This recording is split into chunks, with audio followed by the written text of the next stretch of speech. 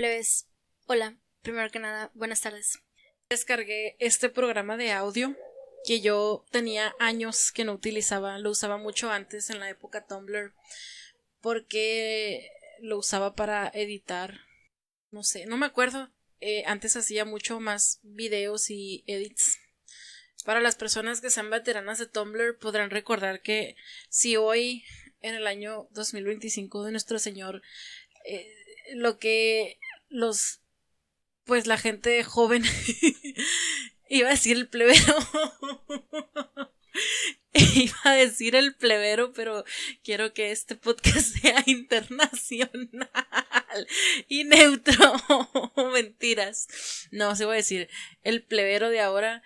Lo que hacen son edits y hacen videos que la neta, no manches, son videos que yo también he hecho edits, pero súper sencillos y me da vergüenza admitirlo, pero un edit te puede tomar toda la tarde y es toda la tarde estar escuchando los mismos 3 segundos de audio y calibrarlos con el video. El otro día hice un edit. Ay, no, es que ni siquiera es un edit que digas tú lo voy a subir a TikTok, lo voy a subir así. Es un edit que si tiene 2 likes, no me importa. 2 likes en Twitter, porque yo quiero llevar mi visión más allá. Por ejemplo, si están escuchando esto, probablemente me sigan en Twitter y en Twitter ya he subido varios edits que nunca llegan a nada, simplemente existen para mi amusement. Por ejemplo, hice una vez un edit de una película que se llama Maurice, de los años 80, que son 2 guys. Y hay una escena en la que están jugando cricket. Es de los años, la película es de los años 80, pero está situada en los años de la época eduardiana, 1910, a principios de 1910, 1900, por ahí. Y están jugando cricket en una escena. Y yo de que descargué el video y le puse Supermassive Black Hole de Muse. ¿Por qué? Porque soy, ¿por qué? Porque puedo. Y quedó, sí se parece mucho a la escena del béisbol de Twilight. Y fue de que 10-10. También una vez hice, bueno, ese sí lo retuiteó mucha gente. Mucha gente, 40 personas. Pero yo con un like me doy más que por bien servida, porque yo los hago porque quiero que salgan de mi cabeza y existan. Una vez también hice un edit que es de Closer de 2003-2004. Y hice un edit de 2 personajes de Closer con la canción de Dile de Don Omar, porque le queda perfecto la letra. Y el otro día también hice un edit, el más reciente que hice fue... Me salió un video, yo no la conocía a la cantante Six Sex y me salió su video musical de su canción de... No sé cómo se llama la canción, pero dice en un acento muy chistoso. Yo pensaba que era española, pero parece que es argentina.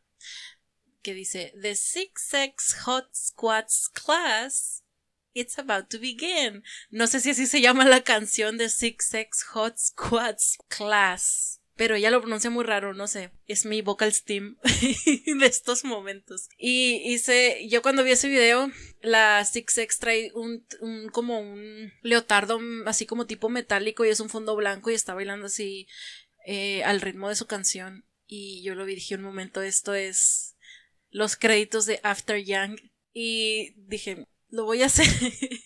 Y me puse a hacer un edit de los créditos de After Yang con la canción de Six Sex Hot Squats Class is about to begin. Y me tomó, yo digo que como 4 horas de estar. Es de 30 segundos el maldito edit, o de 40 segundos, no sé cuánto duró, 1 minuto. Pero era de que let's go, let's go.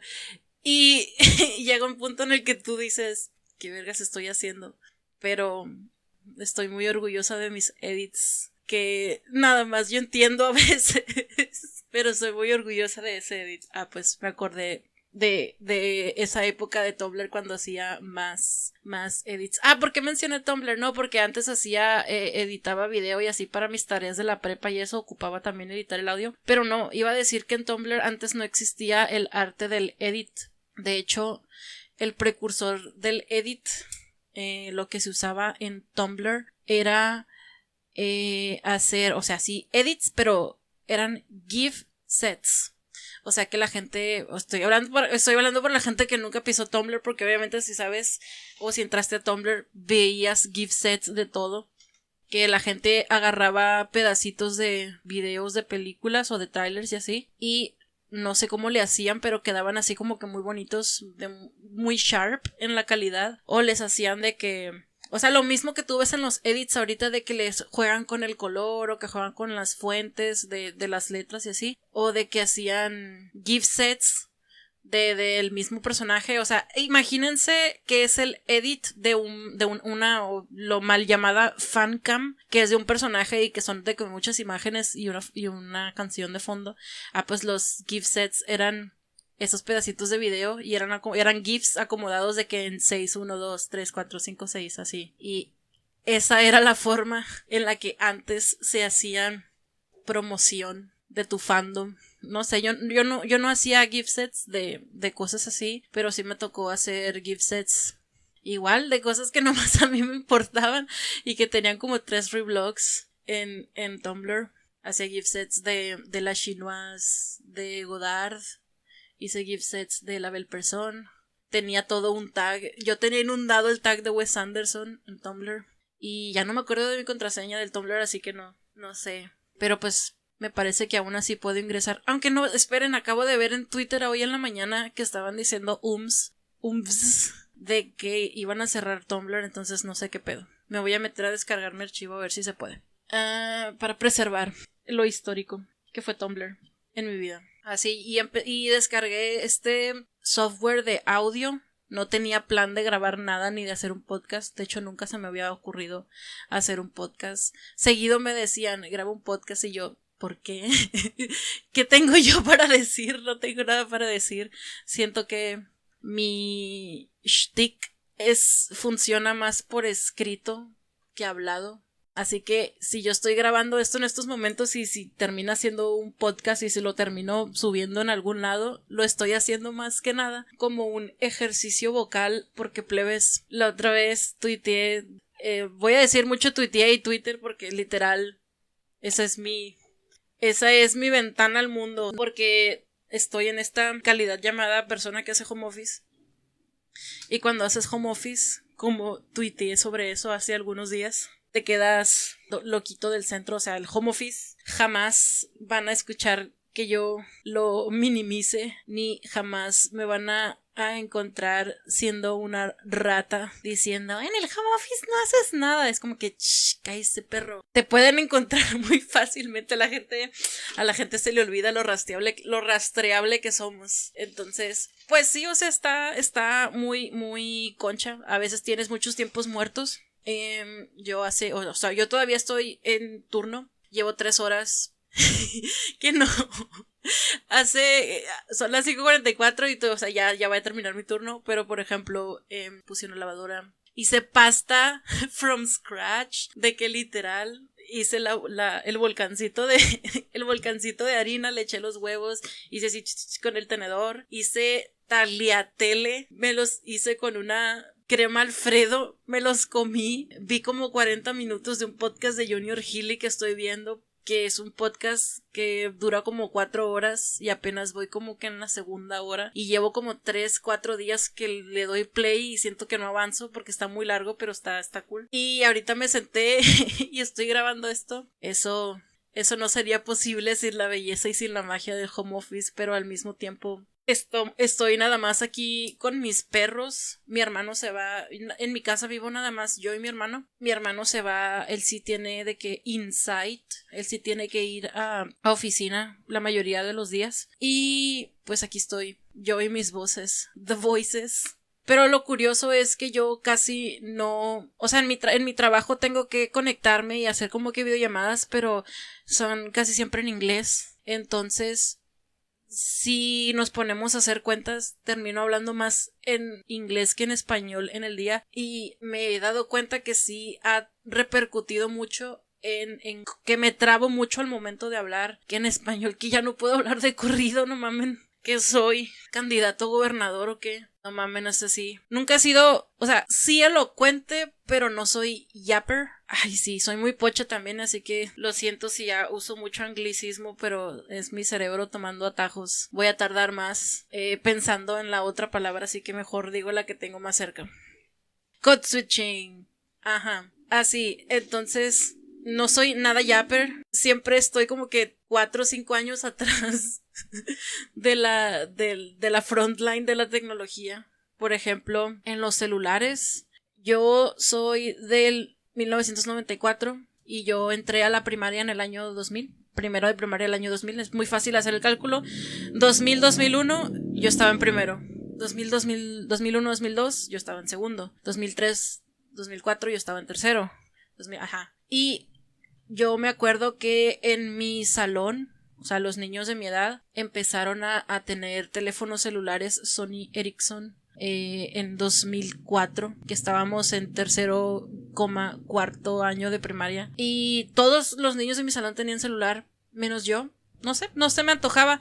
Es que, y eran esas épocas en las que el celular me parece que no podías, no, todavía no le podías meter música, era simplemente como que esos, ¿cómo se llamaban? Monotonos, minitonos, no sé qué, esas madres que tú las veías en la, no, estoy hablando todavía de unos años antes de eso. De que los encontrabas en las revistas y mandabas 3434 y descargabas Lonely Day no, eso fue como en el 2006, estoy hablando de años antes incluso. Politonos, polifónicos, no me acuerdo cómo se llamaba esa cosa. Pero, o sea, mis compañeros de la escuela tenían todos celulares en 2004 y yo no pedí ni quise teléfono celular hasta que me obligaron. Mi papá me compró uno en 2009. O sea, ya había 2 iPhones, ya existían 2 iPhones para cuando yo fui por un celular, porque yo estaba en tercero de secundaria y íbamos a hacer un viaje como que ya al final del último año de tercero de secundaria. En nuestra escuela siempre hacíamos como que un viaje como de unos 10 días más o menos de que nos íbamos, y mi papá de que, ¿cómo te vas a ir y no tienes teléfono ni nada? O sea, en 2004 se entendía porque no te hablaba nadie, o sea, no podías hacer mensajes ni nada. Pero ya 2009 ya mi papá dijo, ya esto es demasiado menonitismo de tu parte. Y antes de ir o sea, literal, o sea, los papás nos tenían que dejar en la escuela y iba a llegar el autobús y nos íbamos a ir. Y mi papá que me acorraló y me llevó al Walmart que estaba por ahí cerca de la escuela. La escuela estaba en La Campiña, para los que son de Culiacán. Y mi papá me llevó al Walmart que estaba de ahí cerca y de que, órale, agarré uno. Y yo, no. Y agarré un flip phone negro con rojo porque era 2009 y yo era la número 1 stan de los White Stripes y yo pues quiero ese que es rojo con negro como los White Stripes. Era un flip phone. O sea, ya no se usaba tanto el flip phone porque ya era la época en la que se empezaba a usar el touch. O sea, ya había niños en el viaje, ya había niños que llevaban el primer iPhone y unos que llevaban el LG chocolate, no sé qué. Esa cosa también creo que tenía un poquito de touch. Y yo ahí con mi flip phone, ignorándolo. Es que siento que no tuve mucho esa necesidad del teléfono porque, pues, no sé. Ahorita los teléfonos que tienen integrado las cosas para escuchar música, por ejemplo. Yo en mi caso, yo siempre he tenido un device aparte. Literal, desde que tengo como 6 años. Sí, desde que tengo 6 años, porque cuando en mi cumpleaños 6 me regalaron un Walkman. Estamos hablando del año 2000. Me regalaron un Walkman que era amarillo con azul. No me acuerdo de qué modelo era, lo he googleado porque quiero volver a ver así pero no, nunca he encontrado la foto. Era un Walkman y mi papá también me compró el Walkman y de que con qué cassette. Y en el momento en el que me compró el Walkman íbamos así de que en el carro y así pues como se usa de que en los cruceros y en los semáforos, pues incluso antes creo que ya no se usa eso. No, ya no. No, ya ven, estoy muy alojada de la vida real. Ya es 2025, la gente ya no vende música en los cruceros, o sea, ya no se usa ni siquiera lo de la USB ni los discos quemados y eso. Pero en aquel momento era un cassette si era de esos originales, pero era de esos cassettes que eran como popurrís y remixes. Eran de esos cassettes que combinaban de que greatest hits y no sé qué. Y me acuerdo que mi papá cuando me compró el Walkman, en ese mismo momento íbamos pasando por un crucero y le compró de que a un señor un cassette. O sea, dijo, ay, lo que sea, nomás para ver cómo se escucha, para que lo vayas probando. Y era un megamix como de merengue con cumbias. Plebes, wow. ¿Saben qué canciones venían? Venían la canción era una canción argentina. La de Ya existe Baila Azul con esta no sé qué, que es una bomba. Creo que es de Argentina, si no estoy mal. Era esa canción. Y también una de merengue que... Ah, sí, La Vaca, La Vaca. Era esa canción. Era de ese tipo de música de tin, tin, tin, tin, tin, tin, tin, tin, tin, tin. Y yo venía con mi Walkman escuchando de que gran pieza. La Vaca Mu. Y ya pues llegando a mi casa, mi mamá tenía muchos cassettes de Camilo Sexto, no Sexto, Camilo Sesto. Güey, odio el nombre de ese vato que se llama, no sé si es una banda, Camilo Séptimo. ¿Quién eres tú para, o sea, ya ponerte Camilo Séptimo? Estás insinuando que antes de ti hubo un Camilo Sexto. Estás mal, amigo. Es Camilo Sesto. Sesto. Que en realidad no se llamaba Camilo Sesto, se apellidaba Camilo Blanes. Pero no me acuerdo por qué se cambió a Camilo Sesto. Cosas que sabes cuando tu mamá es chica yeye, chica del coro. Así decía mi mamá, chica del coro. De que pura música así, pues Camilo Sesto, Leodán. Mi mamá tiene una foto. Ahí tengo una foto de que sale mi mamá con Leodán. Así de, Y una vez vino aquí a Culiacán, güey, ¿qué pedo? Una vez vino en los años 70 Julio Iglesias aquí a Culiacán y mi mamá no fue porque tenía como 15 o 16 años y pues mi abuelo dijo no.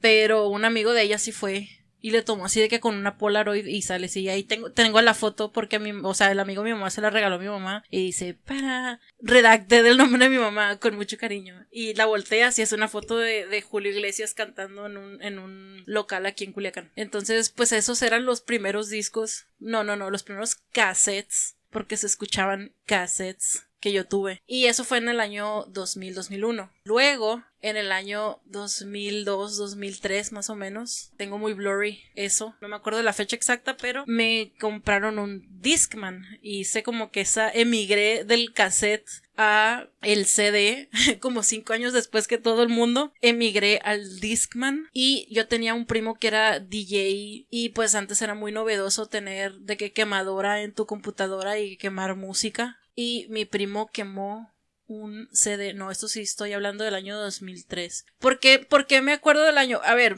paréntesis. Sí, soy muy neurodivergente con esto de las fechas porque me acuerdo. O sea, soy específica con las fechas porque me acuerdo. No simplemente me acuerdo porque, por el número. Es que yo me acuerdo del todo como conjunto. O sea, ese disco que estoy hablando del Discman es un disco que me quemó mi primo DJ y me acuerdo del orden de ese disco que lo escuché hasta el cansancio. Empezaba con to the trailer park girls go run the outside, luego seguía la de seguía una canción de Pink que es I'm coming out so you better get this party started. Y luego de ahí seguía Si tú piensas que me has roto la maceta.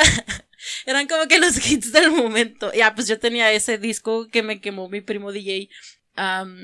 Bueno, no me lo quemó a mí, se lo quemó de que a mi mamá, y mi mamá lo ponía en el estéreo modular y yo de que lo agarré de que sacas, mío, y lo metí a mi Discman. Y es que así se forja el conocimiento musical, plebes. Así los mejores productores tienen muchos discos wax en su haber. Pues igual yo tengo muchos discos wax y mucha música muy wack en mi haber. Y ya pues de los discos que yo escogí de que yo quiero que me compres fueron el debut de Belinda, el de haría todo porque estuvieras aquí. No sé qué, lo siento. ¿Y cuál otro? Uno de Belanova.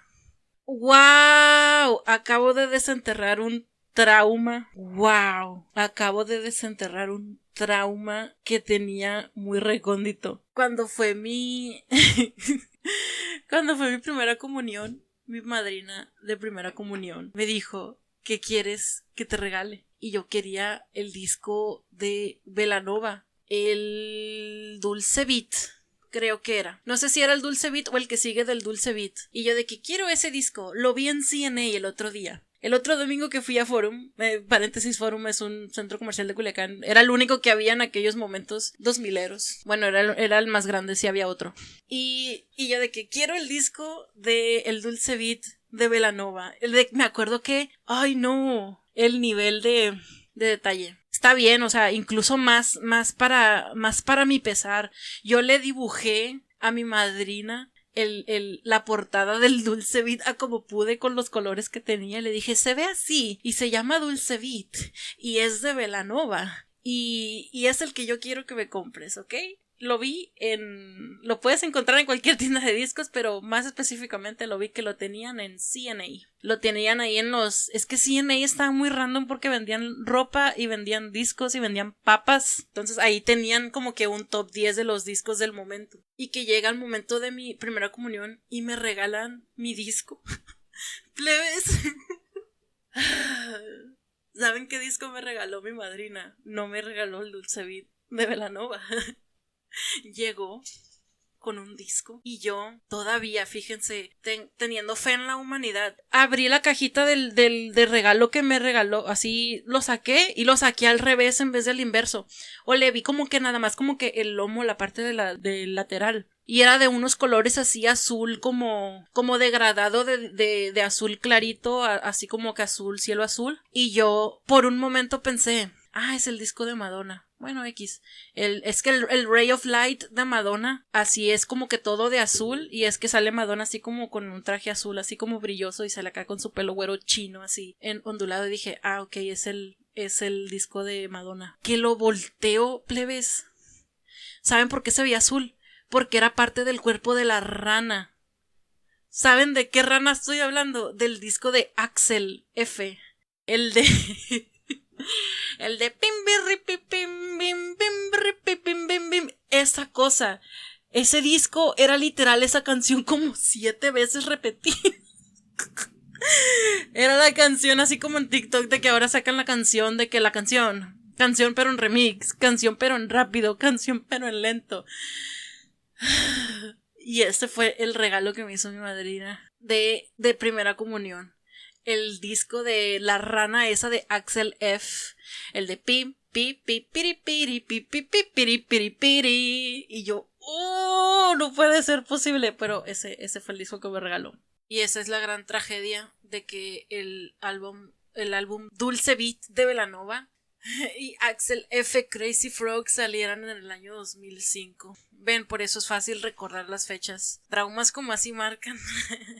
Y aparte, no sé, se me hace fácil porque son el año 2000, el año 2001, el año 2002. Entonces, son los años en los que ya tenía conciencia de mí misma. Y no sé, es fácil como que empiezas del 0, 1, 2, 3. Por eso se me hace fácil recordarlo. Y ya que pasé de ese trauma de los discos, el iPod, o sea, incluso al iPod llegué tarde. El iPod salió como en 2001. Me acuerdo que algunos amigos del salón en la secundaria, en primero, segundo, secundaria, tenían el tercero. El tercero me parece que es el primer iPod que el click wheel o el steering wheel, no sé qué, sí creo que se llama click wheel, no era un botón, sino era como un pad que nada más tenía contacto de tu dedo, o sea, no le picabas, simplemente rozabas tu dedo y ya con eso, pues. Sí, porque antes de eso los primeros dos iPods tenían botones de que 4 botones arriba, abajo, un lado y el otro, en forma del círculo. Y ese primer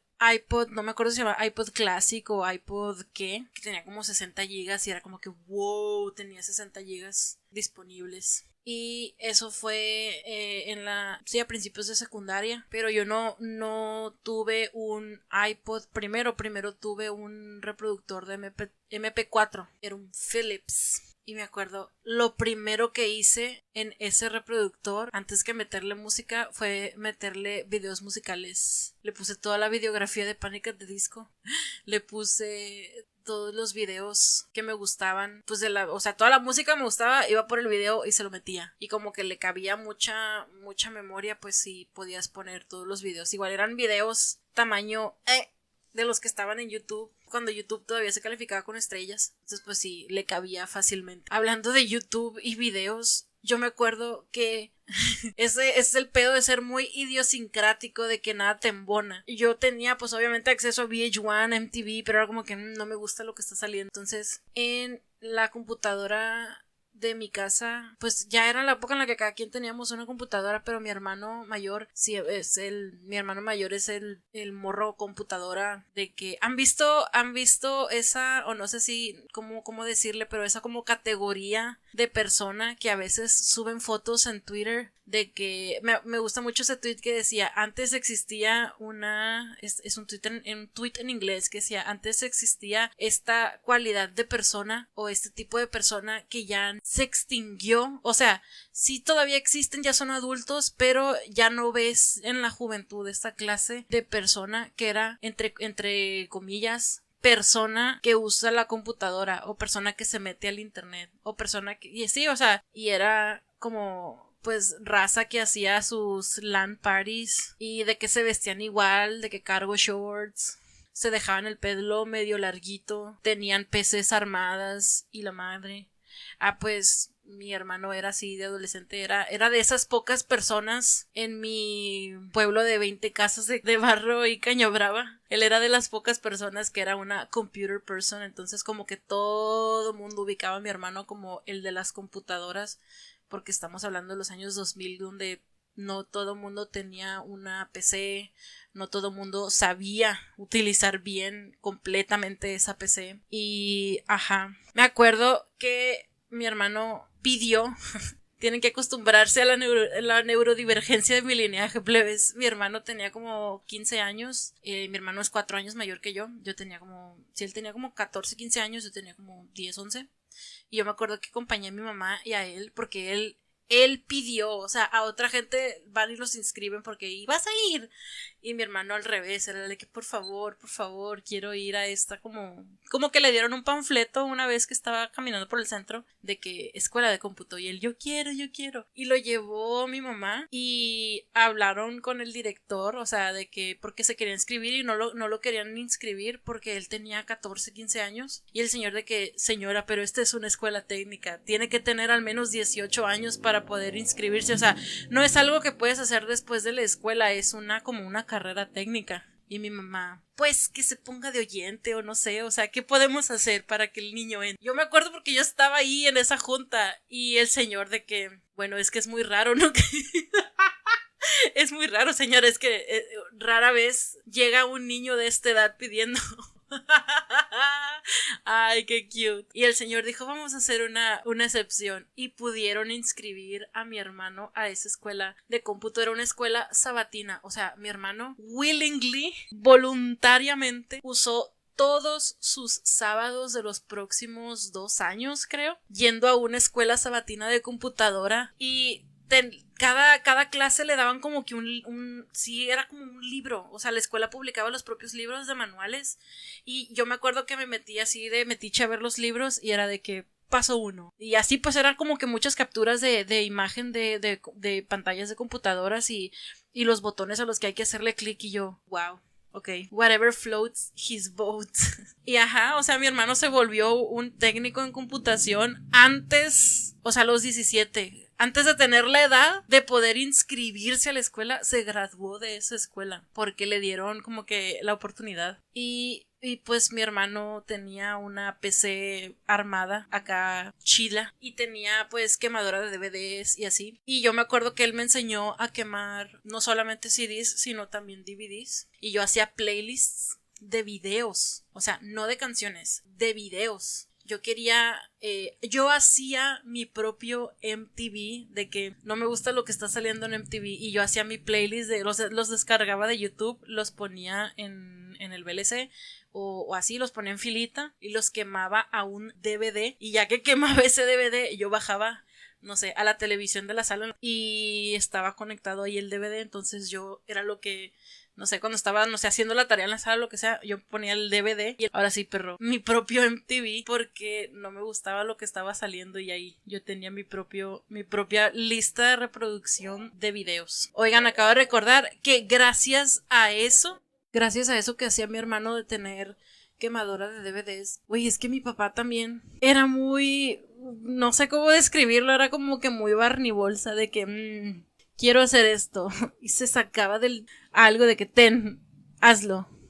Y no sé, podías tener hobbies porque pues le decías un día, hey, quiero tocar el piano, y llegaba con un piano de esos de teclado. Güey, gracias a esos como que, no sé, como que deseos de lámpara mágica. Me acuerdo que recordemos hace unos minutos que dije que yo estaba obsesionada con The White Stripes. En White Stripes, para quien no conozca la banda, eran dos, Jack White y Meg White, y el Jack era guitarrista y voz, y la Megan era baterista.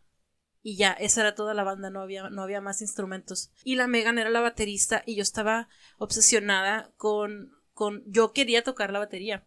Y le dije a mi papá, quiero una batería, quiero ser la Megan White. Y llegó mi papá con una batería. Y fue la primera vez en mi vida que topé con pared porque yo no tengo muy buena coordinación. Pero antes incluso más se me dificultaba porque antes de que yo empezara a jugar básquetbol.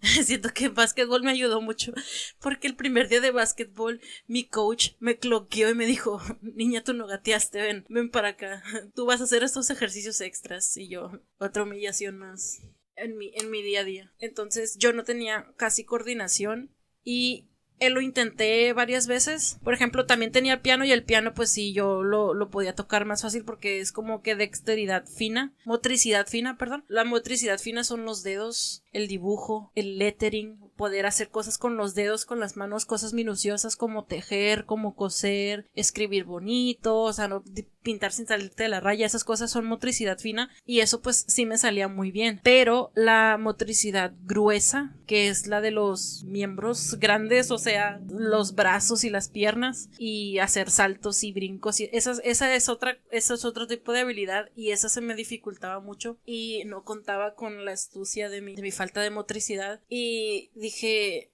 me rendí, no tuve resiliencia y dije, no, esto no es para mí, y la dejé ahí. Y mi hermano menor es 2 años menor que yo y él vio la batería y dijo, ¿qué es esto? Y él aprendió a tocarla él solo, o sea, hablando de niños que no deberían estar haciendo eso porque están como que muy antes de su edad, pero de cosas muy ñoñas. Mi hermano hacían de que tocadas de rock, perdona mis zooms, que iban a esas cosas y eran podris, pero así decía mi mamá. Cada que llevábamos a Luis, lo llevábamos en la minivan a sus tocadas, y mi mamá, ahí te vengo a traer a tu tocada de gente mugrosa. Y así de que pura raza de que 18, 19 años en sus bandas de screamo y la madre. Y mi hermanito que quoteaba Bob Esponja todos los días, pero que era un niño prodigio de la batería, ahí iba a tocar con una banda que le pidieron que se uniera a él. Y mi hermano, o sea, un beneficio que tuvo de esa batería que yo no terminé usando es que mi hermano sí la terminó usando y él hasta el día de hoy pues es muy bueno con la batería y a veces la toca, ya no está en ninguna banda ni nada, pero ahí sigue esa batería. ¿Por qué tomé esta tangente? Ah, sí, porque estaba diciendo de lo del DVD y que mi papá llegaba con cualquier cosa que decías tú. Ayer dibujé y hoy quiero hacer otro dibujo. Y llegaba con un lienzo. Pues dibuja y pinta. Entonces, un beneficio de eso era que mi hermano hacía muchos experimentos Frankenstein de que quemaba CDs y DVDs de cosas random, ni siquiera de que pirateara películas ni nada, simplemente le gustaba tener disponible. Y mi papá compró un stock de cajas de DVD en blanco, o sea que era la caja, la forma del casing de un DVD, pero sin una hojita de las que lleva adentro en el libretito ese y sin ningún disco, era solamente la caja. Y en la casa teníamos unas 2, 3 cajas porque en el Sam's Club las vendían así, campanas de CDs para quemar, campanas de DVDs, así había. Yo literal me metí al cuarto así de que voy a quemar esto, tú, y agarraba, yo me terminé adueñando de casi todas las cajas porque ahí empezó, plebes, ahí se creó el monstruo. Siempre que mi mamá iba al súper al que ella iba, a un lado había un Blockbuster. Y ese Blockbuster tenía una promoción que tuvo toda la vida. Siempre yo que recuerde tuvo esa promoción el Blockbuster, que era de estas películas o sea, las películas pues normales sí bien las encuentras en los anaqueles, pero tenían también como una tina, así era una caja enorme y ni siquiera estaban acomodadas, estaban así vertidas, así como si fuera una piscina de pelotitas. Pero en vez de pelotitas eran películas. Ni siquiera estaban acomodadas. Tú nada más tenías que mover, así de que meterte y escarbarle. Y decía 3x2. O sea, aparte de que estaban al 3x2, las películas costaban de que 30 pesos, 35 pesos. Y, por ejemplo, yo tenía mi dinero que podía gastar, no sé, a la semana. Si yo tenía 200 pesos del sexenio del Fox y parte del sexenio Calderón, esos dos poderosísimos 200 pesos, me alcanzaba para comprar un DVD original. Creo que todavía cuestan eso. Como que ahí se quedó ya el precio del DVD. O no, eran 100, 150 pesos y 200 como que los que recién salidos. Yo podía gastar 200 pesos por un DVD o podía catafixiarlo por comprarme 3 películas de 50 pesos, pero como esas 3 películas son del 3x2, yo gastaba 50 pesos y 50 pesos, 100 pesos y tenía 3 películas y otras 50 y 50 pesos, ahí van 200 pesos y eran 6 películas que hagan de cuenta que la caja la habían arrastrado por el piso. Eran unas cajas tan horribles, o sea, pues de tanto maltrato que sufrieron las pobres cajas y las pobres películas, de que la gente que las sangoloteaba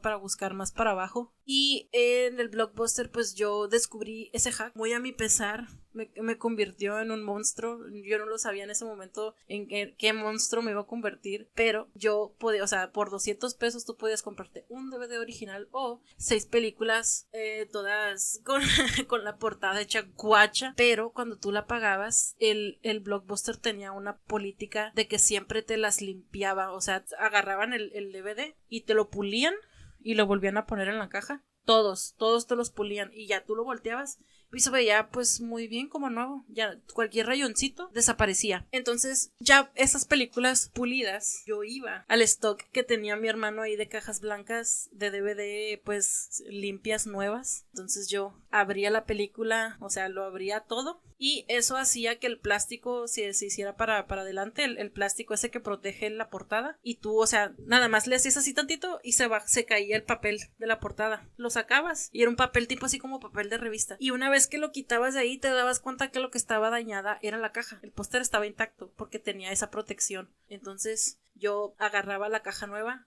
ponía el CD recién pulido y le acomodaba el panfletito ese de la portada y lo cerraba. Hagan de cuenta que era una película original recién comprada, porque si era un DVD original, solamente que usado. Hagan de cuenta que era una película recién comprada y gracias a ese hack, yo en vez de gastar 200 pesos por una película, gastaba 200 pesos por 6 películas. A veces más, porque estaban más baratas que 50 pesos. Y ahí nació este monstruo que ahorita tiene como 700 películas logueadas en... No, mentiras, no me acuerdo cuántas tengo. Películas logueadas en Letterboxd. Y que I have the power of God and... No anime, movies on my side. Nunca caí por esa otra barranca del anime hasta que conocí a One Piece, pero esa es otra historia. Y por ejemplo, en esos racks, en esa no sé cómo decirlo, en ese vertedero de películas de el Blockbuster, encontraba pura película, en su gran mayoría, pues obviamente películas que la gente no se llevaba y por eso estaban ahí, y casualmente eran películas que después descubrí que eran de Sundance, eran películas que se estrenaban en Sundance, o en festivales súper chiquitos en Estados Unidos, en festivales indies, se estrenaban en South by Southwest o Sundance, algunos en Tribeca, algunos en Telluride, y como que caían directo a DVD, como que era straight to video, algunas películas, y ahí terminaban en el Blockbuster porque como que nadie se las llevaba, y ahí se iban apilando, y como eran las que yo decía, a huevos, 6 por 200 pesos, y eran esas de las que me llevaba. Por ejemplo, algunas de las películas que me acuerdo, no las he visto en más de 15 años estas películas, ya no me acuerdo muy bien de qué tratan, pero de hecho ahí todavía tengo los DVDs. Ya no tengo en qué reproducirlos, pero ahí los tengo. Por ejemplo, había una película que se llamaba Sunshine Cleaning, que eran, no sé si mal recuerdo, pero creo que salía Kirsten Wiig o no, pero era pues de esos me parece que eran 2 mujeres, creo.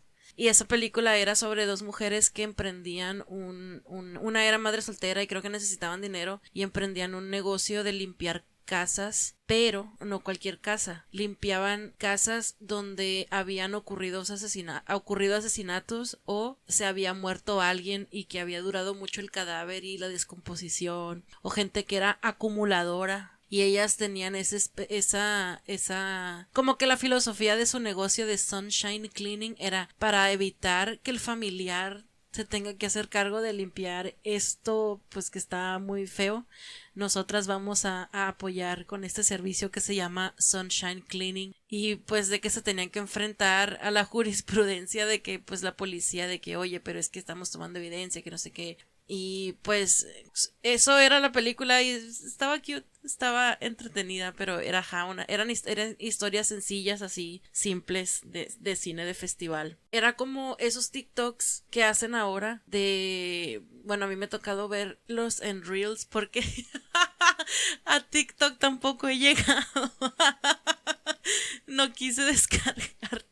Wow, estoy descubriendo en esta grabación que tengo un problema. Literalmente a todo en mi vida he tenido como que no, todavía no quiero, no. Pero sí, he visto esos videos de personas. Creo que esos videos nacieron como comerciales o no, mentiras, eran como personas que son muy fans de la limpieza y decidieron poner su fanatismo de la limpieza al bien común y buscaban a gente, o sea, esa gente que es muy adicta a la limpieza va y busca gente que es pues que tienen casos clínicos de acumulación y de que tienen pues literal casas inhabitables, de que metros cuadrados de basura acumulada. Entonces como que esas personas contactaban a la chica que se promocionaba como que voy y te limpio gratis, no me tienes que pagar, nada más pues déjame grabar para hacer mi contenido. Y eventualmente pues a esas personas las terminó como que promocionando.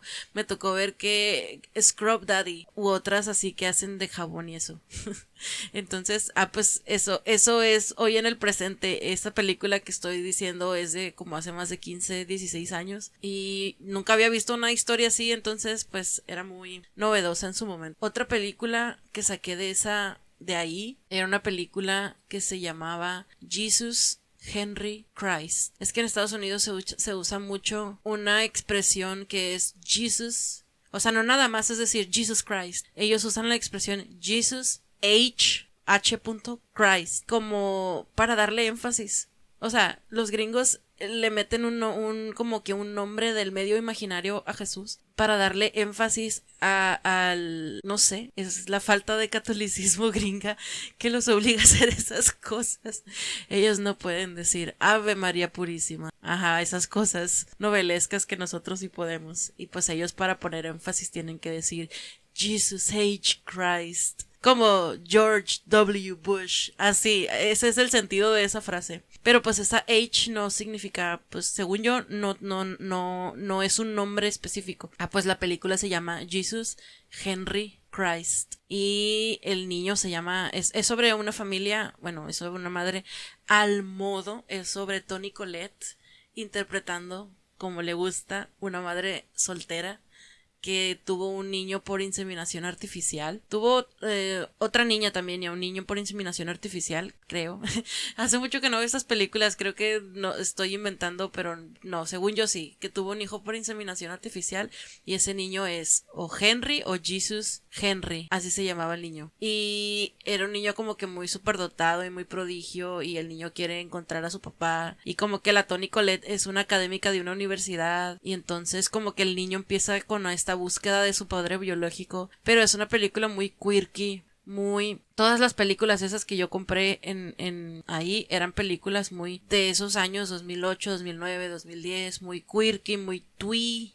Pues que es muy difícil de explicar no visual sin una foto para enseñar, pero era de que las personajes femeninas eran muy Manic Pixie Dream Girls, de que se vestían con vestiditos de polka y medias de colores y traían sombreritos y cargaban flores o cargaban como la Zoe la Zoe de Chanel en la película esa de 500 Days of Summer, así como ella, así, y así como esa pinta esa película, así, y ese tono igual, y el soundtrack igual de música oldie de los 80s, por ejemplo, muy Wes Anderson, pero específicamente Wes Anderson de los Royal Tenenbaums, así, de ese estilo. Napoleon Dynamite también es muy de ese estilo, pero Napoleon Dynamite no buscaba ser de ese estilo. Yo tengo la hipótesis de que la película Napoleon Dynamite salió muy cerca de... Primero se estrenó The Royal Tenenbaums, que es una película de Wes Anderson, y pues es sobre una familia, están viviendo en la actualidad, la película es del 2001 y pues están viviendo en la actualidad del 2001, pero tiene una característica esa película de que la vestimenta de los personajes es muy vintage. Y no te explican por qué, simplemente es como que las juventudes ahora le llamarían old money, que es esa cualidad del old money de que no están comprando cosas a cada rato porque las cosas que tienen son tan buenas que perduran, como por ejemplo un mink, un saco de fur coat. ¿Cómo se dice en español? Fur coat. Pues ajá, un saco de pelo. ¿Cómo se dice en español? Fur coat. Bueno, pues uno de esos, imagínense una señora rica con unas pieles encima, así pelaje de hermiño y lo que sea. Pues los personajes son del 2000, pero traen de que ropa que evoca más a los finales de los 70s, principios de los 80s, que pues también es parte de la historia, que es una familia caída de gracia, pero que su peak, sus grandes momentos ya habían pasado en la infancia de los niños, en los años finales de los 70s, por ejemplo, y ya pues ahora eran como que un fantasma de lo que una vez fueron, y eso es como que lo que intenta decir la vestimenta de esa película. Y luego, como un par de años después, salió Napoleon Dynamite. Quien no haya visto Napoleon Dynamite es una joya, una gran película, es una representación muy accurate, muy precisa de cómo es vivir en una zona rural y sin nada que hacer, hijo de su chingada. Así es esa película.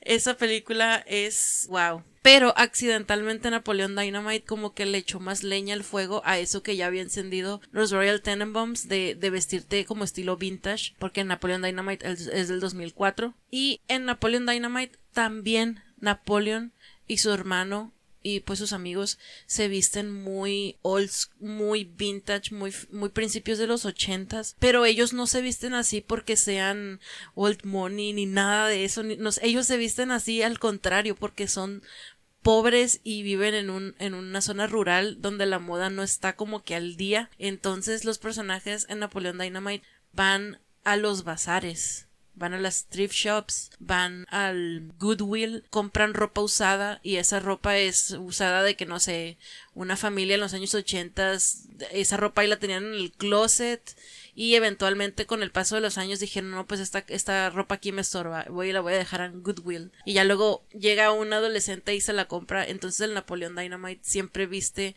como que muy 2 décadas antes de, o sea, es cero fashionable, pero eso es una característica nada más de él, no es toda la gente del pueblo, porque pues es específico que Napoleón y su hermano pues son como que no son de bajos recursos, simplemente como que son de vida sencilla. Pero todos sus compañeros en la escuela, en esa película sale la hermana mayor de Hilary Duff, por ejemplo, y todos se visten así como un High School Musical, así pues como el Troy y ellas, de las morras, de que colores azul, rosa, pastel, y pues como se vestía la gente en los 2000. Solamente Napoleon Dynamite es el único que tiene unos lentotes de esos frames de aviador, pero gruesos, que solamente se ponían gente buscada por Cuántico, Virginia, por haber cometido crímenes.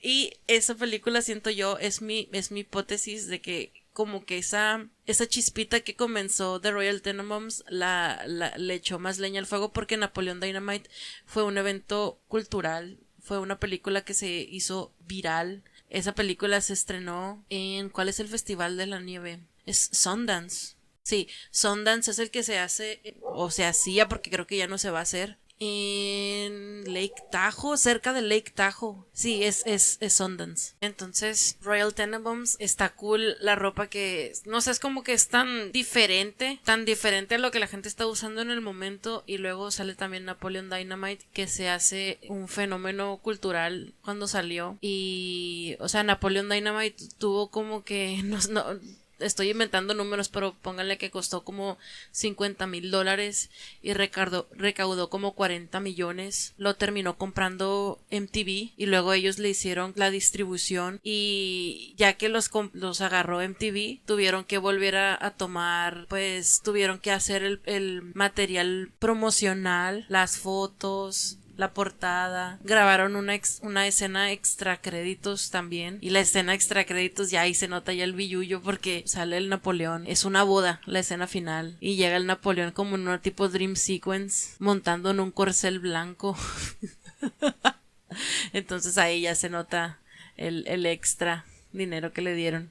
Ay, pues como que todo el mundo vio esa película, se volvió como que una película de culto, de que rentabas en DVD, y es esa clase de películas que es 10 veces más divertida si la ves con un grupo de amigos, porque está muy tonta y ajá, entonces como que fue muy visible esa película, y ya como combinando eso, o sea, como que no se volvió mainstream tipo Transformers, de que todo mundo, literal todo mundo la vio, no, pero sí, para lo que estaba intencionada realmente, la cantidad de gente que la vio, pues sí fue, pues gente a la que le gusta ver cosas así de esa índole, de que chistosa, creativa, y entonces de ahí como que repuntó, porque es a partir de ese año 2004-2005 empezó a usarse mucho la palabra vintage en los bazares. Yo, por ejemplo, la primera vez que escuché el término vintage en mi vida, wow, qué pedo que me acuerdo de esto.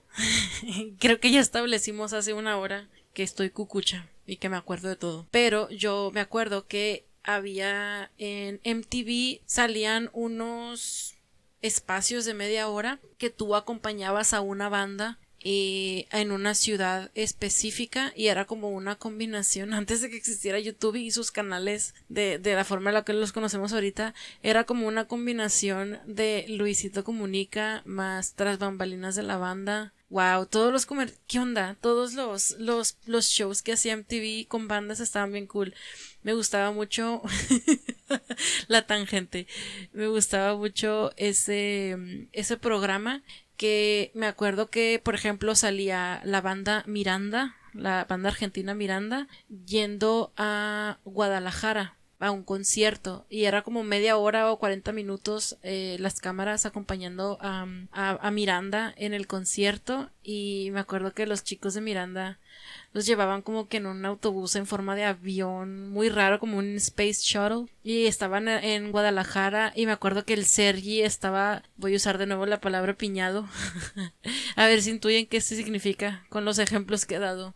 Momento teacher. Pero el Sergi estaba piñado con Guadalajara porque era justo en esa época, aparte de que por sí Guadalajara es una ciudad muy, muy LGTB. Aparte estaba como que muy fuerte el art pop, la escena art pop art en Guadalajara, y aparte era como que la cuna de Belanova. La morra de Belanova es de Los Mochis, pero sus carreras repuntaron. Como todo sinaloense se tiene que ir a Guadalajara a ser alguien en la vida o a Tijuana o a la CDMX. Pues la morra de Belanova es de Los Mochis, pero se fueron a Guadalajara, y Guadalajara es como que la cuna de Belanova, y era como que la sede de Belanova. O sea, todo eran como que los hijos pródigos de Guadalajara en esos momentos, y me acuerdo que los llevan, aparte de que se van a presentar en un concierto ahí, los llevan a un como tipo bar, y estaban obsesionados los miembros de Miranda por la decoración del bar, de que había, no sé, o sea, sí se veía muy como set de iCarly, así se veía ese bar.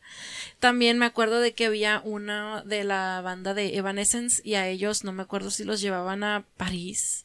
No, mentiras, a ellos los llevaban a Buenos Aires.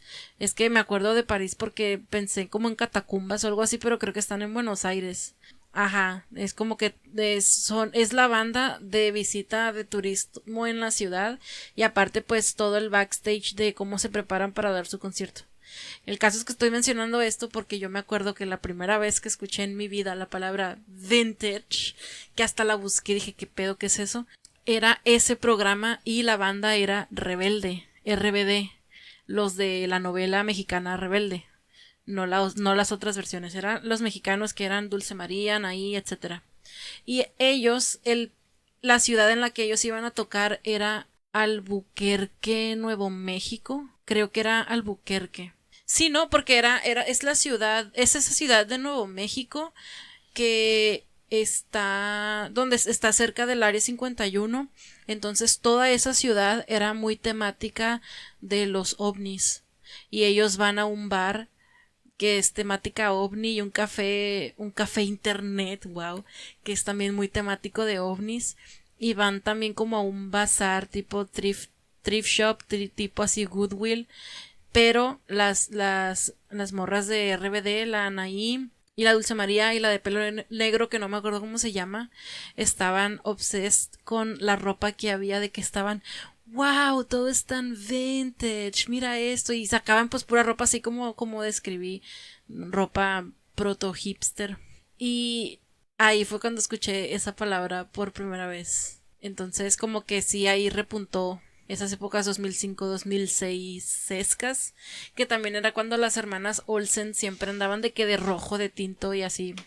También Devendra Van Hart, que sacaba sus canciones hippies, o sea, era hipster antes de que existiera ser hipster. También Sufjan Stevens, es esa vibra de tengo una guitarra acústica y ahorita no es cool tocar con guitarra acústica o ser folk ni ajá, pero yo soy y me visto así. Era un comienzo de una forma que se terminó siendo muy, muy popular de vestir, pero ellos lo hicieron mucho antes. Y yo tengo mi hipótesis que está conectada a esas películas. No sé, siento, no tengo otra referencia más grande y más importante así culturalmente de que mucha gente la haya visto, aparte de esas dos películas, que fuera también en parte de lo mismo. Y este es el segue perfecto, ya que mencioné estos programas que hacía MTV con bandas. Este es el segue perfecto para la última película que quiero mencionar sobre la piscina de descuentos de Blockbuster. Había un programa de MTV que era que tú te ganabas la oportunidad de cocinarle a tu artista favorito. Curiosamente siempre ganaban morros de las lomas con casotas perfectas para poner equipo de grabación. Y una de esas que son los güeyes de Molotov y es ahí en la Ciudad de México, si no mal recuerdo, y la persona que les va a cocinar es un fan. Haz de cuenta que la dinámica del programa era de que la banda tenía como que un rider de que quiero comer esto y tú tenías de que contrarreloj cocinar eso en tu cocina. Podías pedir ayuda de tus vecinos o tenías que cocinarlo tú. Y ya al final, después de comer, la banda comía ahí en tu casa contigo y podías invitar a tus amigos y al final la banda iba a dar un pequeño mini concierto en tu patio. Entonces, ajá, obviamente pues nunca ganaba gente con casa Infonavit de 2 cuartos. Esa clase de programas y siempre pues era en casotas acá bien, bien, bien chilas. Y el episodio de MTV, me acuerdo que piden comer, es comida asiática, tienen que cocinar, y en la lista de instrucciones que les dan es comida asiática, y en la lista de instrucciones que les dan entre los ingredientes también está pues el material que ocupan, y ocupan mezclar las cosas en un wok. Y en ese entonces no sé qué tan famosa era la cocina asiática. Ahora pues ya probablemente todos ustedes saben que es un wok, pero el morro que tenía que cocinarle a los de MTV, a los de Molotov, no tenía ni perra idea de que era un wok.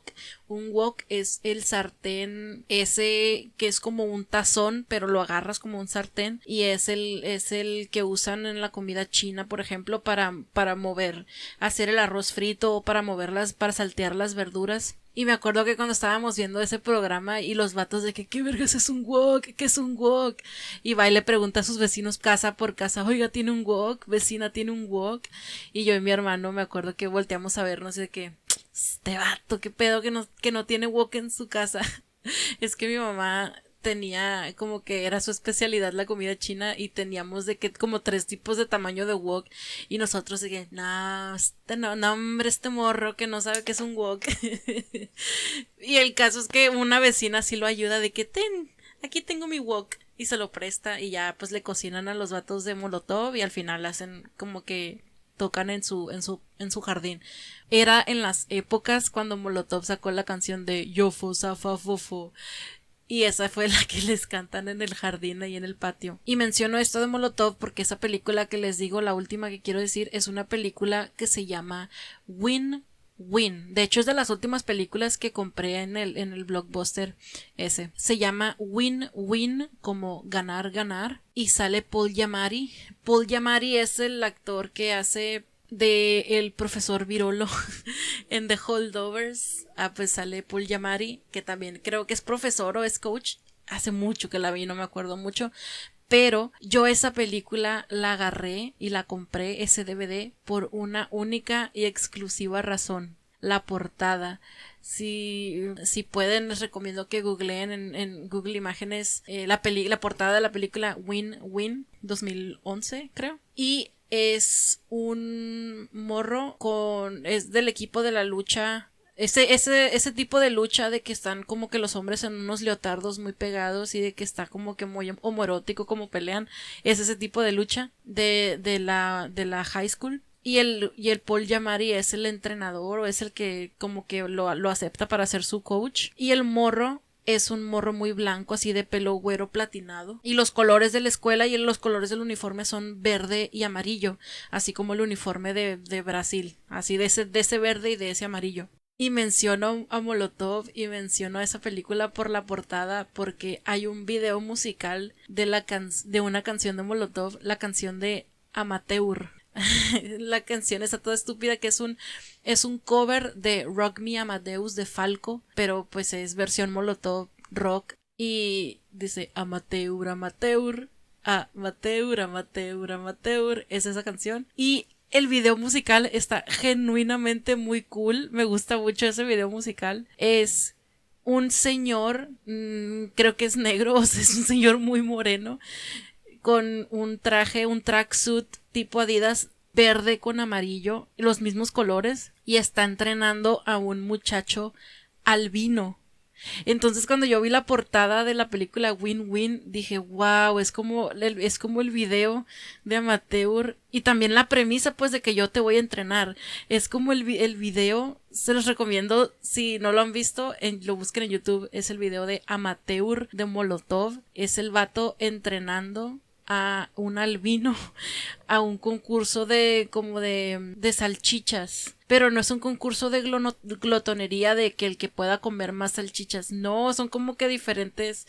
Prueba 1, control mental, y tienes de que hacerle como que control psíquico a la salchicha. Está muy idiota, pero me gusta mucho ese video, me gustan mucho los colores, me gusta mucho la premisa, siento que es muy original y está muy bien, o sea, tú ves ese video y está muy bien, no sé cómo decirlo, pero es que la calidad en las producciones mexicanas pues no siempre estaba igual que la calidad de las producciones de los videos gringos, y ese video de Molotov sí se ve muy pues como video gringo, o sea, tú lo ves y no se ve muy local, no sé, como que está muy internacional la premisa del video, y me gusta mucho de que salen todos esos videos de Molotov, creo que de ese disco, están muy cool. También el de me convierto en marciano, el video creo que lo dirigió la misma persona porque se parece mucho estéticamente, y es de aprender como pasos de baile y van a un lugar que se llama el laboratorio del baile o algo así. Wow.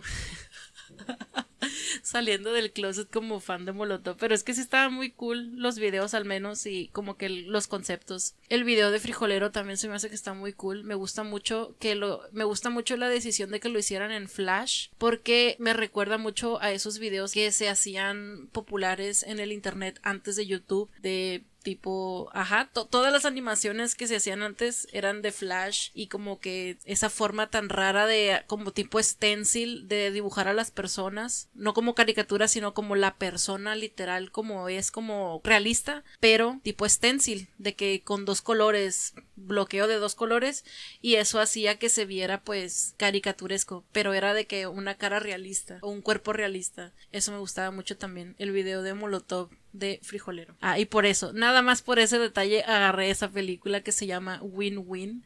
Ya no me acuerdo casi mucho de lo que es lo que pasa, pero me gustó el concepto. Y así, quise mencionar al menos esto de las películas porque cuando empecé a grabar no tengo un tema. Empecé simplemente a yapear, empecé a hablar nada más porque sí.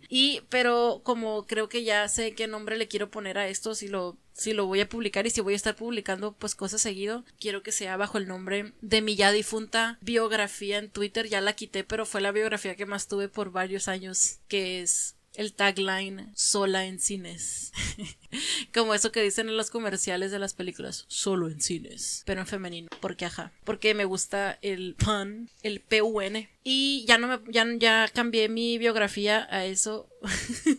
Muy dramática. La quité a mediados de la pandemia porque dije, como la foto esa del meme de que dice ex cinéfilo o cinéfilo, no me acuerdo qué es, que es como una flor marchita con una veladora que dice retired cinephile, o como que ya no soy cinéfilo. Así me sentí durante la pandemia porque ya casi no veía películas. Igual, esos últimos años, 2022 más o menos, ya casi no veía muchas películas. Ya estoy retomando el buen camino del Señor, pero antes casi no veía, entonces dije yo, soy una farsa, me voy a poner, ya sé, porque no iba a cines, porque estaban cerrados los cines, por eso me quité el sol en cines. Dije yo, ¿qué es esta farsa? Yo no voy a vivir esta farsa, yo ya no soy sol en cines. Pero ahora sí, ya, gracias a @el beso del búho, hashtag el beso del búho, ya soy sola en cines de nuevo, pero ya me quité esa biografía. Ahora mi biografía en Twitter es una referencia al señor Jorge Luis Borges. Wow, este es el momento perfecto para mencionar esto, ya que ha quedado registro auditivo en este podcast de que estoy malita del cerebro y literal no se me olvidan las cosas, para bien o para mal. Hay veces que ni siquiera menciono cosas que me acuerdo porque pienso, es muy raro que alguien se acuerde de una cosa tan específica y con tanto detalle, y si lo menciono en voz alta en esta conversación, pues va a estar raro. Así que decido pues mejor no mencionarlo, pero sí me acuerdo de la gran mayoría de las cosas. Y yo la primera vez que me sentí, por eso Borges tiene un lugar especial en mi corazón. La primera vez que yo conocí o supe de la existencia de Jorge Luis Borges es que todos los canales de Televisa, los que son el canal de las estrellas, el canal de la televisión abierta, porque no me tocó verlo en otros lados también del cable, pero existía unas cápsulas que salían como en 2009 que se llamaban Imaginantes, probablemente las recuerden, y esas cápsulas eran como de 5 minutos, salían entre los cortes y hablaban sobre libro en específico o sobre un autor en específico, o a veces también sobre cineastas, porque ahí vi uno sobre Sergei Eisenstein. Había una cápsula de Imaginantes, bueno, el caso, ¿qué es Imaginantes? Es una cápsula de unos 5 minutos que hablaban sobre un personaje o un libro, pero estaban animados, tenían como una animación tipo collage muy bonita, y salía un señor como narrando, no me acuerdo cómo se llama este señor, pero es algo de cultura, y pues sí, creo que eso de Imaginantes también tenía algo que ver con Conaculta, no sé qué, creo. Y ¿qué decían esas cápsulas? Por ejemplo, había uno de Sergei Eisenstein que hablaba sobre cómo él de niño estaba obsesionado con México, y pues a él así como que la recreación de cosas tipo como recortes de tipo collage, y sale Sergei Eisenstein soñando, sale el niño acá en Rusia soñando con México y luego cómo viaja a México, y que de hecho sí hay una película de él, Sergei Eisenstein, director ruso de hace muchos años, que hizo una película que se llama Viva México, así se llama la película, y está muy bonita, está muy iba a decir pintoresca, pero está en blanco y negro, pero a lo que me refiero es de que retrata como que viñetas de México narradas en ruso, como que tipo Borat, de que lo encomendaron a hacer como ese intercambio cultural, y vino a México y grabó viñetas de México, y está muy entretenida, se llama Viva México. Por ejemplo, hay una cápsula de él, hay una cápsula de Italo Calvino, hay una cápsula de Gabriel Figueroa y el cine. Y yo en esas cápsulas conocí a Jorge Luis Borges porque hicieron una cápsula de su cuento que se llama Funes el Memorioso. Funes el Memorioso es un cuento que trata, yo ya lo leí en cuanto vi ya eran épocas en las que ya podías encontrar cosas en internet fácilmente, en 2009 más o menos, y lo leí, lo descargué el PDF en cuanto vi esa cápsula, me llamó mucha atención. Funes el Memorioso es un cuento que escribe Borges, que solamente a Borges se le habría ocurrido, porque es una cosa que solamente alguien que tiene tanta maestría, no nada más en un idioma sino en otros idiomas, empieza a creer, a pensar en esos hipotéticos. Funes el Memorioso es un cuento ficticio de un hombre al que nunca creo que es un hombre argentino, al que nunca se le olvida nada, pero nada. O sea, no recuerdos, sino cosas que ve, o sea, es lo que se llamaría como memoria fotográfica. Y Funes, por ejemplo, ve una copa, no sé, por ejemplo, de vino, y gira la copa de vino y las ondas que crea, estoy inventando, ¿no? Pero es un ejemplo ejemplos como estos se encuentran en el cuento, hace mucho que no lo leo. Gira la copa o mueve la copa y las ondas o el movimiento centrífugo que hace la copa le recuerdan a un mismo movimiento que él ya vio hace 30 años una vez que iba remando por un bote de no sé qué. Esa clase de memoria, memoria como nadie en el mundo tiene, y no simplemente se quedaba con pues es una persona que sabe, que se acuerda de todo, sino de que también, si una persona se acuerda de todo, ¿qué clase de anhelos tendría esa persona? Y me gustó mucho ese cuento porque te dice, a Funes no se le hacía suficiente el idioma que tenemos. Por ejemplo, el español no se le hacía suficiente porque cualquier idioma no era lo suficientemente específico, o como que era muy ambiguo o muy amplio. Obviamente para nosotros mortales que hablamos el español me da mucha risa que hay gente que dice yo apenas lo hablo, pero pues es cierto, o sea, no somos como que tan diestros, tan técnicos en el español, pero para Funes no era suficiente el español, porque por ejemplo Funes decía, si tú ves a un perro, el perro pues es un perro, es un animal que se llama perro, pero para mí, decía Funes, el perro deberíamos de hablar sobre él más específicamente. Por ejemplo, si al perro tú lo estás viendo de frente, debería tener un nombre. Si al perro tú lo estás viendo de frente, se debería de llamar de una forma, pero si el perro tú lo estás viendo acostado, tendría que tener otro nombre, pero si al perro tú lo estás viendo de perfil, tendrías que mencionarlo por otro nombre. Pero en el español y en el inglés y el francés es simplemente perro, dog, chan. No es perro a las 3:15, perro y medio, perro 3, o sea, para él el idioma, cosas como esas, esa es a la que se refería. Y yo cuando vi esa cápsula de Imaginantes, por ejemplo, no sé si alguna vez han escuchado como que ese fun fact de que los Inuit, la gente que vive en Groenlandia y en el Polo Norte, no me acuerdo cómo se llama pues sí, los Inuit, que tienen nombres para la nieve, tienen como 31 nombres para el color blanco o para la nieve, no me acuerdo, creo que es para la nieve. Algo así se refería a Borges, porque para ellos, para esas personas, la nieve blanca recién caída se llama de una forma, la nieve pisada ya sucia se llama de otra forma. A eso se refería pues Funes, que las palabras deberían de tener más variaciones si cambia el objeto. Pues imagínense, el español pasaría de tener, no me acuerdo cuántas palabras tiene el léxico español, 70,000. Mentiras, no sé, no me acuerdo, una vez lo leí, pero no todos somos Funes, se me olvidó cuántas son. Pero sí, o sea, si el español tiene, no sé, tantas mil palabras, con esos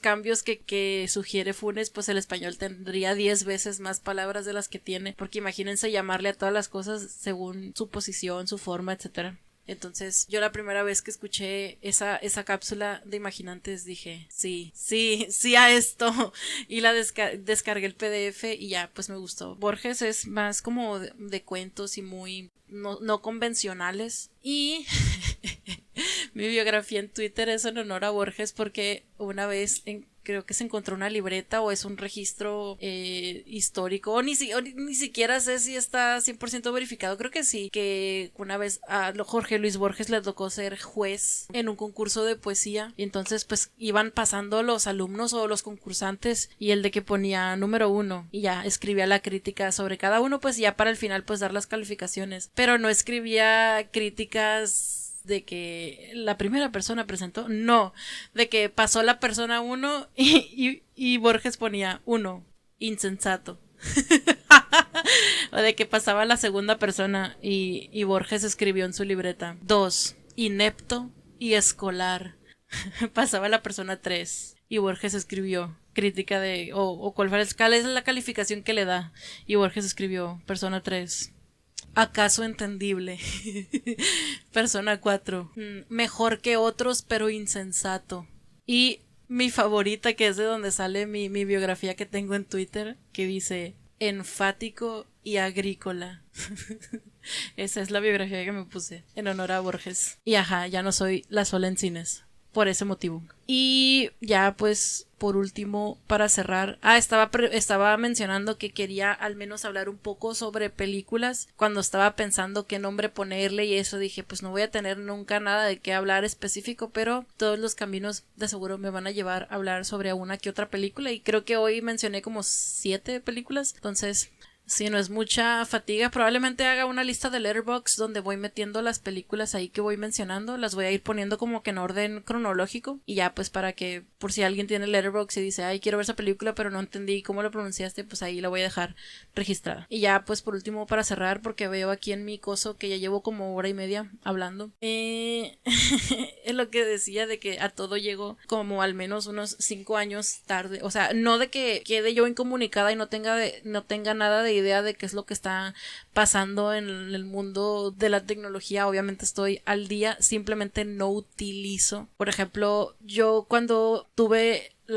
mi primera laptop, no, fue mi segunda laptop, fue una MacBook que tenía, una MacBook Pro que tenía lectora de DVD y de CDs y esa MacBook me duró pues varios años y llegó como en 2016, o sea ya que tenía mucho tiempo se me descompuso y en 2016 de que pues para comprar otra, pero yo dije ya existía una versión más nueva, ya creo que ya existía la MacBook Air, ya existían más modelos recientes, ya había salido la primera MacBook Pro sin lector de DVD, porque ya pues era Netflix y ya era el streaming, ya reinaba el streaming. Pero yo me acuerdo que fui así con mi papá a comprarla y dije no, prefiero el modelo anterior que todavía tiene el lector de DVDs porque yo tengo muchos DVDs y si yo me compro esa versión sin lector de DVD, pues ¿cuál es el fin? To what end? Si tengo yo mi computadora sin lectora de DVDs. Y pues se compró esa computadora con lectora de DVDs y la seguí utilizando hasta que eventualmente durante la pandemia de COVID se me descompuso, se supercalentó porque era junio y era el calor sinaloense y yo la estaba utilizando, estaba viendo la película de Ya no estoy aquí, la del cholo que baila, Billy Elliot se queda pendejo. Estaba viendo esa película y ahí se crasheó estaba yo a medio hilo de Twitter haciendo mi hilo y en eso se crasheó mi MacBook y ya ese fue mi fin. Friendship ended con la corporación Apple. Mentiras, todavía uso iPad, pero ya no. Ya mi último iPod Touch que lo compré igual más o menos en esas fechas que la MacBook Pro, la última con la lectora de DVD, 2015 y se me perdió. Lo perdí en un Uber y ahora sí, ese ya fue mi fin. Ya fue el último device que me compré aparte, porque ya después ya empecé a utilizar el teléfono y ya me metí a Spotify y caí en las garras de la música streameable.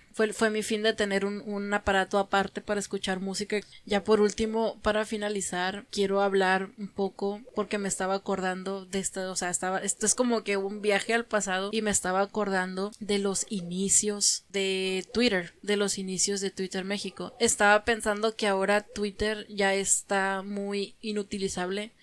¿Me voy a ir? No me voy a ir. Ahí voy a seguir. Es mi casa. Van a tener que llegar con un bulldozer y me va a amarrar un árbol, pero se va a ir primero la rata prolongada, elongada, como de elongated muskrat se va a ir el primero que yo. Sellen mis palabras. Pero estaba dándome cuenta de que pues ahora mucha gente usa Twitter y a pesar de que está cayendo mucho de gracia, pues sigue siendo como un referente y pues somos millones de personas. Pero estaba pensando que no a principios, pero cuando empezó a utilizarse el internet en dispositivos móviles, estaba pensando en esa época de Twitter a los inicios. Pero sobre todo estaba pensando en Vine México 2013.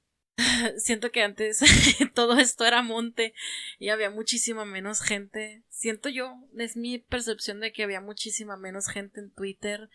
Entonces, toda la gente que había en Twitter México la conocías o lo ubicabas, no sé, obviamente era mucha gente, no sé, miles de personas, pero te daba mucho esa impresión de que era un lugar muy, muy pequeño y muy cerrado. O sea, las mismas personas que se hacían virales siempre, las mismas personas que eran Twitter famous, eran también Vine famous, y eventualmente se hicieron vida real famous, como pues toda la clica esa de los que hacían las noticias. ¿Cómo se llama el güero ese? El de Chihuahua, no me acuerdo cómo se llama, pero el morro que hacía así noticias. Y Durden y esa gente. Y Sofía Niño de Rivera, ajá. Pues todos ellos era como que tenían el monopolio de Internet México. Y como casi las redes sociales apenas estaban repuntando de ser utilizadas en dispositivos móviles. O sea, no todos los dispositivos móviles era como que se prestaban para que te metieras a Internet y así. Entonces, no sé, como que era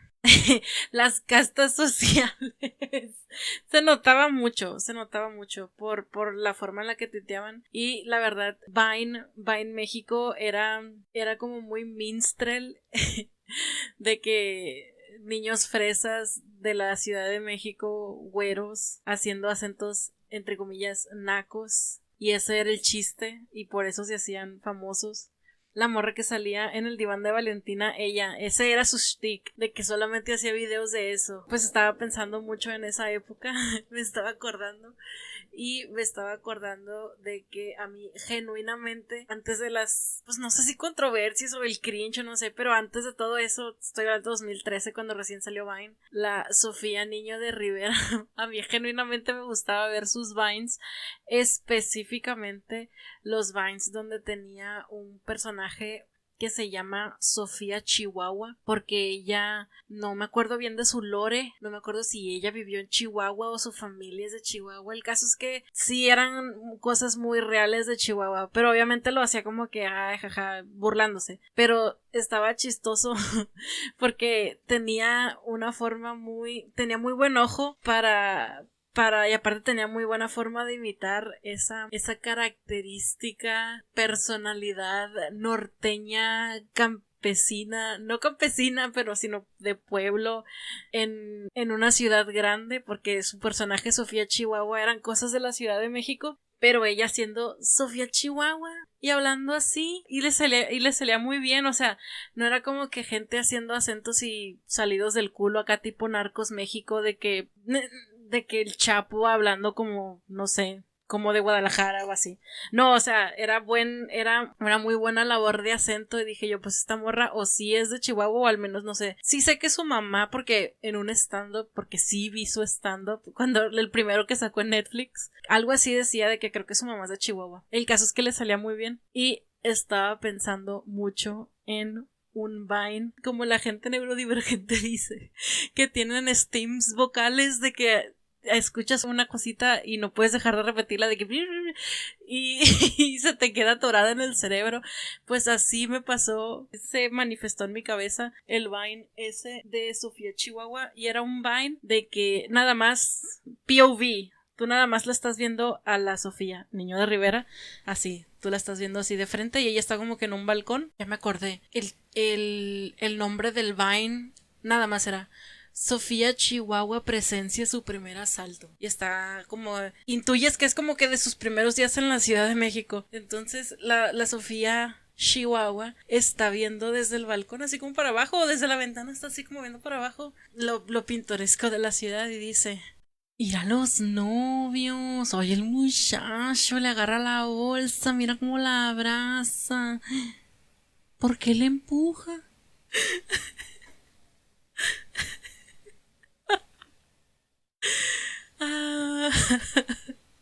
Y eso es todo de mi parte.